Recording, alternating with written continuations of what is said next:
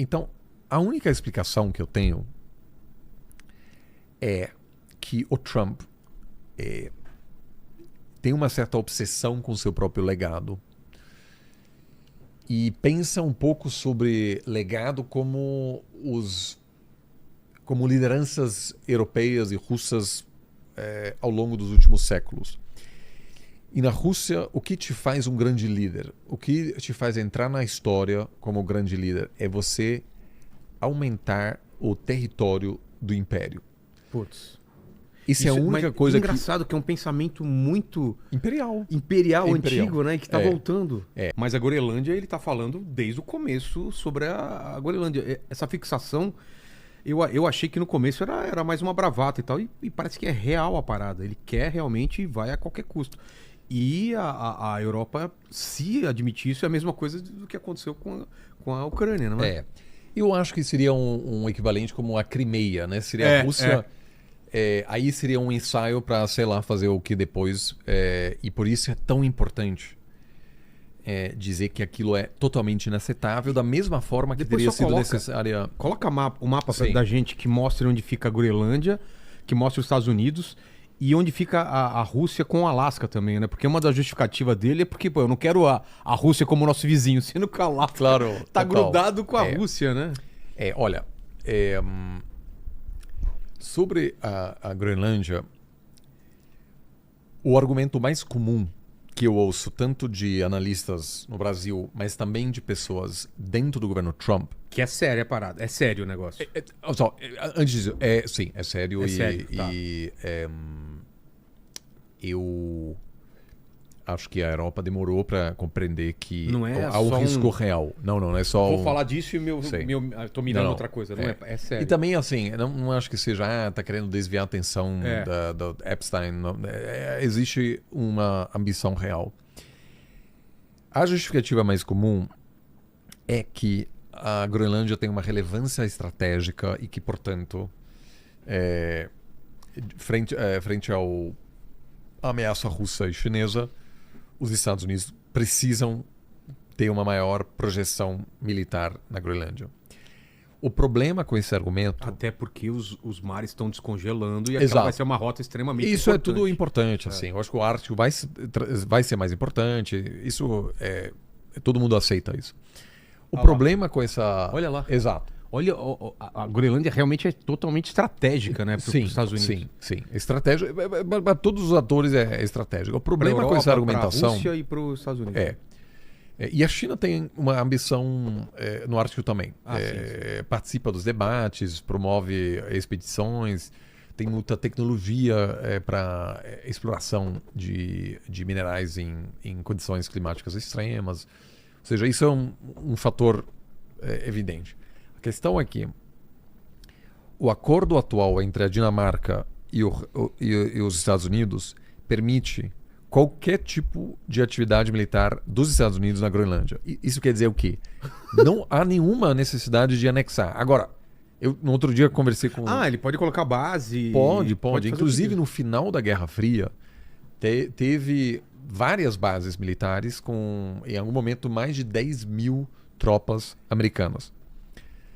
Nunca teve nenhuma contestação, nenhuma resistência por parte da Dinamarca. O mesmo vale para a exploração de minerais. Tem alguns minerais lá, muito menos do que no Brasil, em condições muito difíceis. Hoje, não faz sentido explorar minerais críticos na Groenlândia. Então não é essa a primeira... Tiraram pessoas. E no documento mais importante que articula a segurança nacional dos Estados Unidos, escrito pelo governo Trump, sabe quantas vezes a palavra Groenlândia aparece? Nenhuma vez. Não aparece. Então, assim, esse argumento, a Groenlândia é importante, mas assim, se fosse tão importante assim, por que você não bota 100 mil tropas lá? Por que você não pode botar os gigas nuclear, míssil, o que você quiser. Não tem nenhuma restrição. Agora, dizer, mas não pode confiar na Dinamarca. A Dinamarca, assim, se pudesse desenhar um aliado fiel, você faria a Dinamarca. Não se Dinamarca fala mandou nada, um monte de gente para Afeganistão, morreram um monte de soldado. A Dinamarca é o melhor aliado que existe. Então dizer, não confio, então preciso. Mas existe esse papo do Trump, não, né? Não confio na Dinamarca. Existe? Sim. Ou seja, os diplomatas dizem. Porque nas conversas que eu tenho com integrantes do governo Trump, eu pergunto, mas por que você quer anexar esse território, sendo que você já pode fazer lá o que você quiser? Aí vai, mas a gente não sabe, né? Dinamarca no futuro. E tal. Aí fala assim, gente, sério. Então você não pode confiar em ninguém. Isso, a Dinamarca se comportou sempre você não vê do jeito que os americanos queriam. Nenhum objetivo oculto também do país Trump. Super pró-americano. Não, do Trump. Alguma coisa que não é falada que a gente não está colocando na mesa. Então, aí vão as conversas Então, a única explicação que eu tenho é que o Trump tem uma certa obsessão com seu próprio legado e pensa um pouco sobre legado como lideranças europeias e russas ao longo dos últimos séculos. E na Rússia, o que te faz um grande líder? O que te faz entrar na história como grande líder é você aumentar o território do império. Putz. Isso é a única coisa engraçado que é um pensamento muito imperial antigo, né? Que está voltando. Então assim, é a China com Taiwan, a Rússia com o Pedro o Grande, o Catarina Grande, tudo. E o Putin, aliás, pensa da mesma forma. Stalin. Então essas são as pessoas que Ivan terrível. Né? A Rússia depois só perdeu o território, né? Perdeu a União Soviética, né? Claro, exatamente. Depois do colapso, o Lenin também, na verdade, foi uma época que a Rússia perdeu território. Então, assim, no pensamento de Putin, apesar da estabilização da Rússia no caos pós-Segunda Guerra Fria, eu acredito que o seu grande legado seja a reconquista de parte da esfera de influência russa. E há relatos de conversas que ele tem com professores de história perguntando o que você acha que vai ser meu legado? Como que eu vou ser estudado daqui a... Exatamente. E há um caso que é muito famoso de uma espécie de intelectual público, youtuber e historiador, que tem aqui no Brasil também, um cara que fala muito sobre história. E antes da invasão à Ucrânia, o Putin, isso foi antes de 2014, esse historiador é convidado para um bate-papo com Vladimir Putin. E o Vladimir Putin pergunta como serei estudado. Aí ele fala, se estabilizou a Rússia e tal, blá blá blá. E aí ele fala assim, só isso? Só isso? Só isso. E depois da guerra, ele convidou o cara de novo e perguntou, e agora? Então, assim... Cara, é o ego, né? Então, assim, eu acho que o Trump funciona da mesma forma. Eu também acho. Eu acho que até em conversa dos dois, existe um alinhamento nesse quesito. Existe um alinhamento, com certeza. Então, assim, eu acho que é uma ambição pessoal. A carta que o Trump enviou hoje ao primeiro-ministro da Noruega é tão absurda, eu nunca li um documento assim. Na verdade, é uma mensagem que ele enviou por meio do celular ao primeiro-ministro dizendo: como vocês não me deram o Prêmio Nobel da Paz, eu vou deixar de me preocupar tanto com a paz. E que é uma loucura total, porque a Noruega, o governo norueguês, não decide quem vence o prêmio. É um comitê selecionado, cujos integrantes são selecionados pelo parlamento norueguês. Ou seja, não há, o primeiro-ministro não tem esse poder. Ele não pode, de repente, mudar a composição. E ele deixa muito claro essa frustração que ele tem de não ter recebido. E nessa mesma carta questiona que a Groenlândia faria parte da Dinamarca. E meio que assim, diz, olha, me frustrei muito com esse não de vocês por não ter recebido esse prêmio Nobel. Agora vocês vão pagar o preço. E eu vou me mobilizar e buscar anexar a Groenlândia. Tem uma série de motivos, mas eu acho que assim, a gente falou aqui de como explicar a história. E este é, de fato, um caso, acho, onde é uma questão muito pessoal do presidente americano.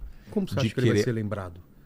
Bom, se ele anexar a Groenlândia, certamente Isso não dá para negar, eu certamente. já não tô nem duvidando mais disso.